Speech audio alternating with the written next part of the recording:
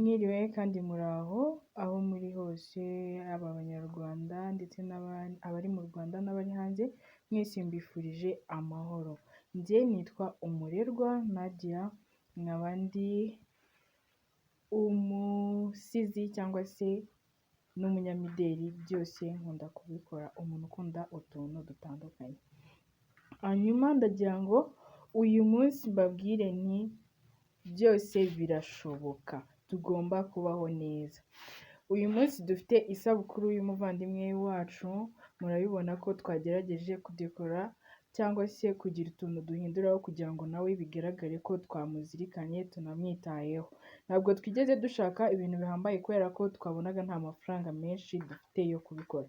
Twahisemo gukoresha ibipirizo n'amariba, ndetse mu bijyanye n'ibyo kurya kuko twabonaga kubona keke bigoranye, twifashishije ibinyomoro, amatunda n'ironji, ndetse hariho n'imineke, hakabaho n'ipapayi. Hano murabibona twafashe amatunda turayasatura tuyakatamo ibice, n'amaronji, tukagira utubombo, akayahurute ndetse n'udushokora. Murabibona ni utubara twinshi dutandukanye tw'ibipirizo, dufite ubwoko butandukanye, dufite ibipirizo bitoya ndetse n'ibinini. Wakibaza ngo rero ibi ngibi wabikora gute? Ntabwo ari amafaranga menshi.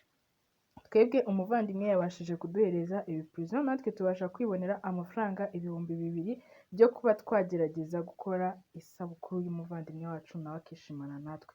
Ese nawe ujya wibaza ikintu wakorera umuntu ukunda kandi kitagutwaye amafaranga menshi akishima? Bana natwe buri munsi tuzajya tuguha ibyagufasha. Murakoze cyane. Turaje tubakurikireho umuvandimwe wacu wagize isabukuru. Twishimiye kubana namwe, murakoze cyane. Mwari kumwe nanjye Umurerwa Nadia.